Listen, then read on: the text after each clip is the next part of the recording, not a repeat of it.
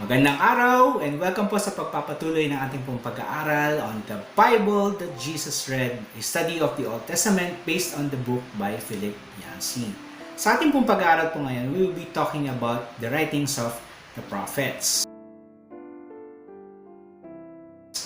So, sa portion po nito, Philip Yancey talks about yung pong writings of the prophets in general. So, meron pong mga major prophets like sina Isaiah, sila Jeremiah, Daniel, and then there's also yung mga tinatawag po na minor prophets. That doesn't mean na less important po sila. It just so happens na ito pong mga minor prophets po nito, mas maikli po yung kanila pong mga sinulat na writings. So it is a sad reality that most Christians shy away from the writings of the prophets. Kung titingnan po natin ang Bible ng maraming pong mga Kristiyano, makikita po natin sa may bandang gitna, merong part na hindi masyadong binabasa, yung malinis tingnan at diretso pa yung mga pages kasi ito po yung section of the prophets na hindi masyadong binabasa. A common complaint among Bible readers and even students na required basahin ng writings of the prophets kasi they are weird, they are boring, and they sound the same. And hindi po nakakatulong po sa ating pong kagustuhan na basahin ang mga books na ito. Kasi nakakakita po tayo ng mga interpretation sa mga specific prophecies by well-meaning people na ginagawa po nila is tinatay-in po nila yung mga prophecies na ito sa contemporary events. Pero weird po ba ang mga prophetic books? And dapat ba na iisang tabi na lang po natin sila? Far from this stereotype, a closer examination of the prophetic books reveals to us that in many ways, ito pong mga ancient writings po nito are actually more modern than you can imagine. Chapter after chapter, they deal with the same things that we struggle with nowadays. Yung silence of God, inequality, injustice, war, suffering. There are themes written and expressed by the prophets as they struggle with their calling and they seek to fulfill their mission of bringing God's message to the people. So, hindi po tayo dapat magulat na yung pong mga truths na pinipreach po nila noon are still applicable to us today. One of the main themes that the prophets sought to address was parang ang tahimik ni God. In the days of Moses, these prophets called on God to make, or much like in the days of Moses, these prophets called on God to make Himself visible through signs and wonders. Pero gaya po ng natutunan po natin sa Deuteronomy, Israel proved an object lesson para po sa ating pong lahat. Despite miraculous signs, people's hearts are hardened by rebellion. Hindi po tayo natu-turn to God by seeing miracles and signs and wonders. Pwede pa rin, pinakita sa atin ng Israel na posible pa rin na lumayo ang ating pong puso kahit na nakita po natin ang kababalaghan na ito. Through the prophets, God speaks to His people, often with raw and unrelenting emotion. Most of the time, God gives the words to the prophets. Pero may mga pagkakataon po na para mas maintindihan po yung punto ng mensahe ng Panginoon, God uses object lessons. For example, si Prophet Isaiah, naglakad po siya, usually dahil court prophet po siya, napaka-pustura, pero to drive home the point, naglakad po si Isaiah ng halos walang suot for 3 months. Si Jeremiah, naglalakad na merong dala-dala na pamatok, yung yoke of ox yoke.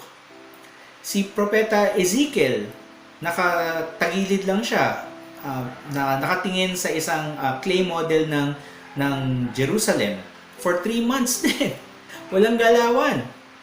And there was also a point na inutusan ng Diyos si Ezekiel na magluto ng food gamit ang dumi ng baka.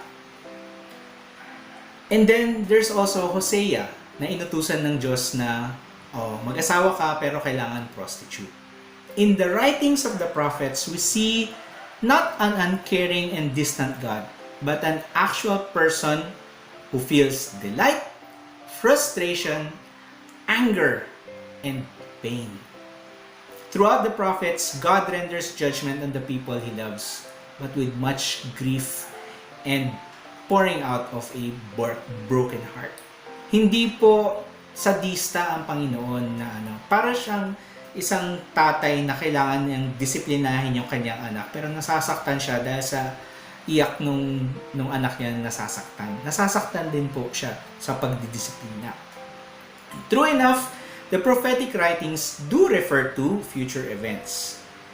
Pero kung ipipilit po natin na basahin ang prophetic writings na para bang may secret code, we are missing the point.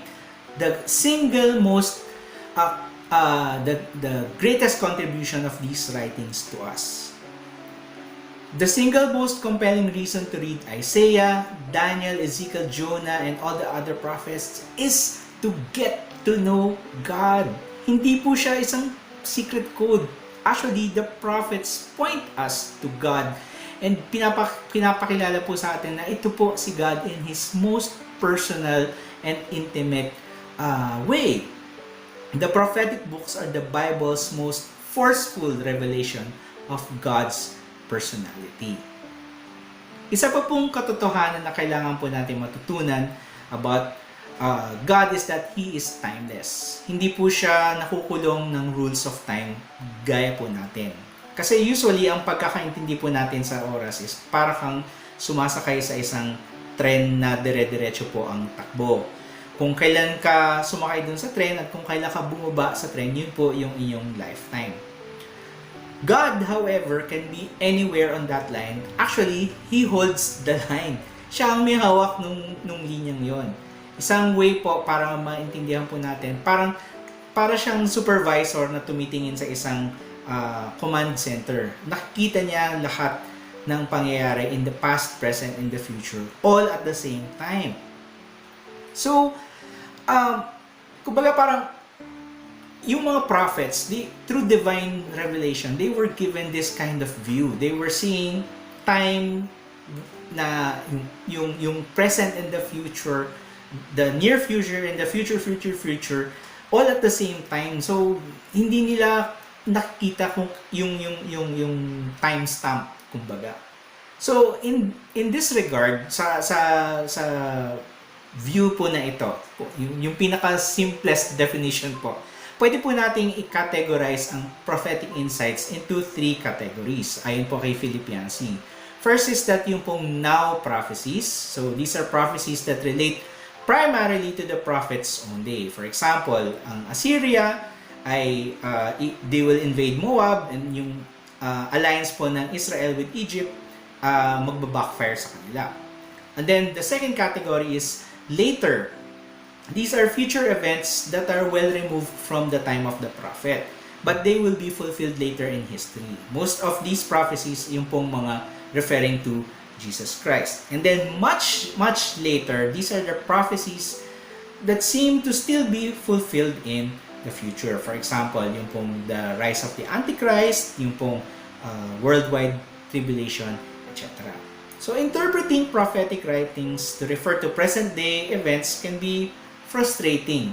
Kasi, yun nga dahil yung mga prophets, pinakita sa kanila na, itong time, hindi nila ma-distinguish kung alin ang now, later, and much later. Parang may blurring of the lines. For example, yung pong prophecy about yung pong for to us a child is born sa Isaiah ay merong now and later na implications. So now, during that time, the prophecy seemed to apply to yung pong pagkapanganak nung pong anak probably ni Isaiah.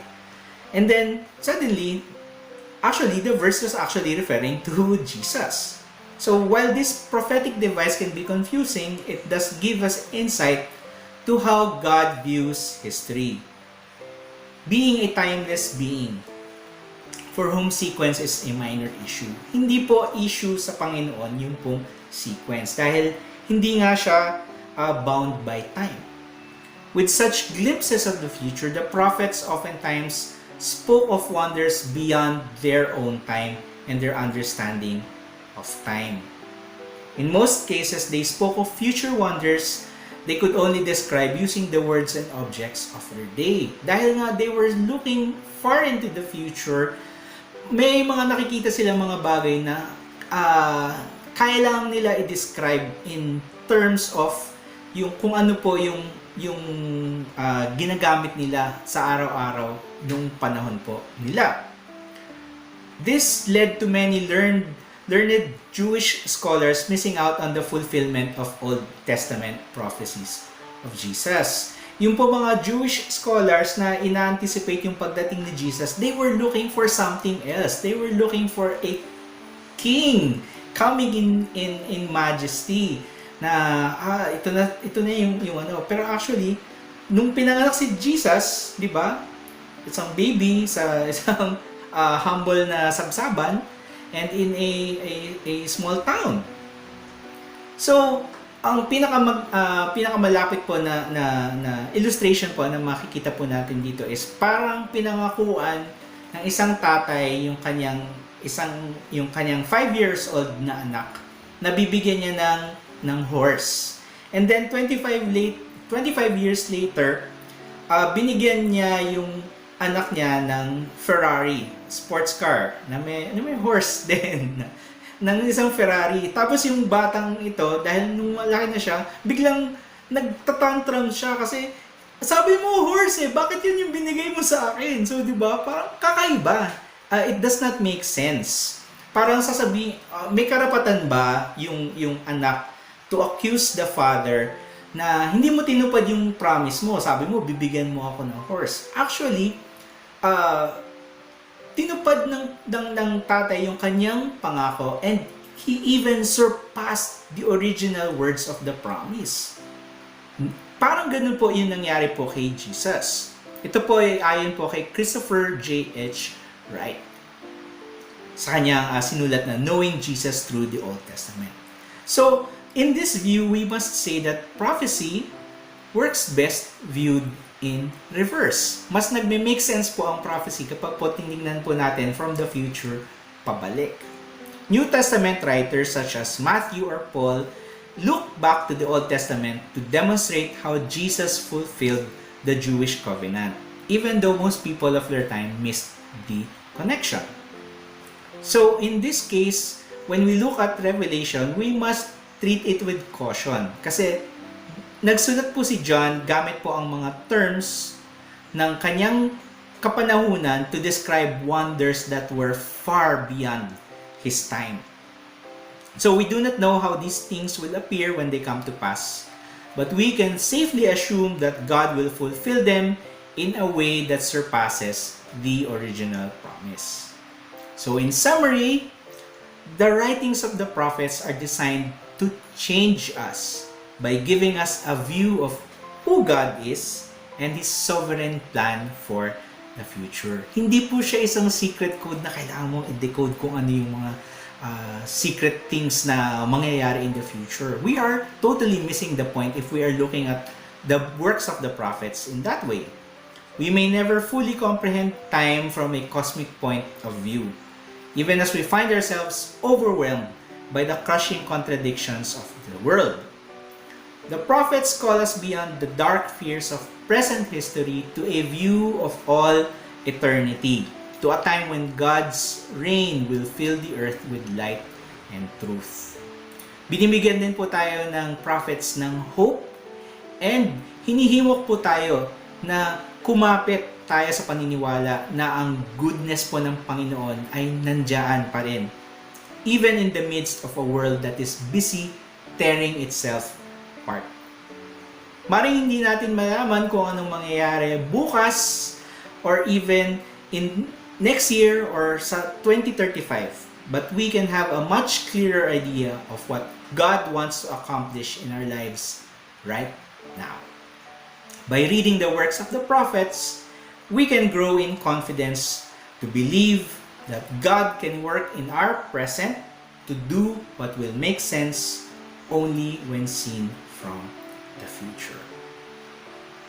So yan po ang ating pong pag-aaral on the works of the prophets mula sa The Bible That Jesus Read na isinulat po ni Philip Yancey.